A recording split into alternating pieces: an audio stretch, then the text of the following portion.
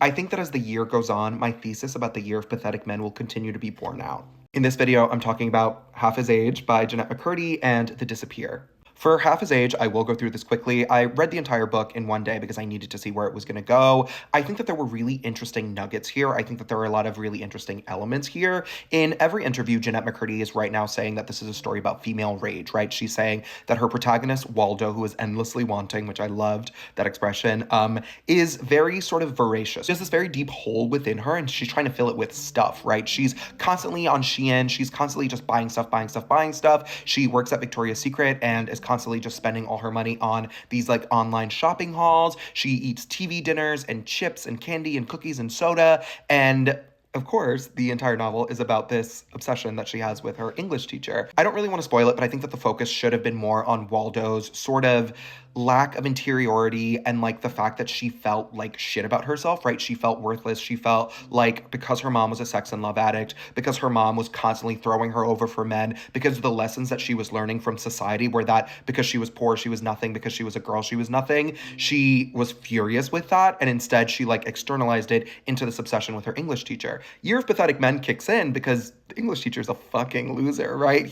There's no better way to say it, sorry to curse, but like there's no other way to say it. This man is sort of schlubby, sort of a slob, very desperately obsessed with the idea of like high culture and high art, right? He like wants her to watch Akira and like Battle Royale and like teach her about The Godfather. And it's like, well, why don't you have any friends? Why are you spending more time with a 17-year-old girl than with your family, right? And it's because she's painting a portrait of the type of man who would do this, right? Obviously, it's a story about abuse, but it's also a story about a man who is pathetic and like cannot stand on his own and is living off of his wife's money and has nothing going for him, right? So much of the book is focused on his inability to accept that he is washed up, that he is a loser, that he like didn't chase his dreams, that he didn't succeed, and now he is an English teacher in Anchorage, Alaska, and is having an affair with a 17-year-old. And like it just upsets me so much because I think that a lot of this book is sort of focused on being provocative and being like, oh my God, she's so crazy, instead of focusing on the very real things of like, this man sucks and is a absolute predator and a pest. And the fact that Waldo is very, very rightfully upset with her lot in life. I can do a separate video about The Disappear, but I just wanted to connect it back to my original thesis. I was very intrigued by this play. I was a +1 of my friend Claire. Thank you, Claire. It's a story of the very bad marriage of two people whose artistic ambitions are like swallowing each other alive, right? The man in question, Benjamin Braxton, is a monster.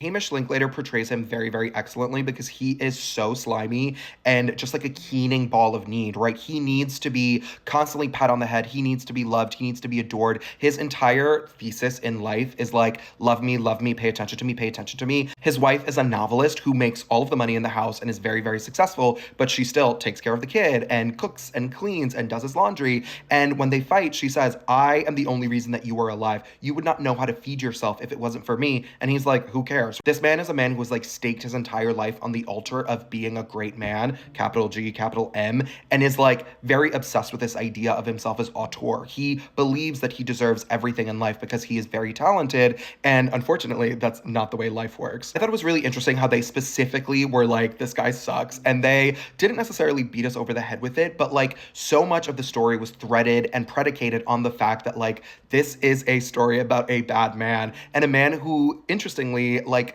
was revealed to be bad at the very, very, very beginning of the play. Like I said, I can come back and do a separate video on The Disappear tomorrow, but like, I just wanted to get out the fact that I saw it and this fact that so much media right now is about this idea of really, really confronting this idea of like who men are, who they really are, right? When we talk about the masculinity crisis and the men are in crisis, like the fact is that a lot of them are not great to begin with. And I think that's a really, really interesting idea that's sort of popping up more and more in art.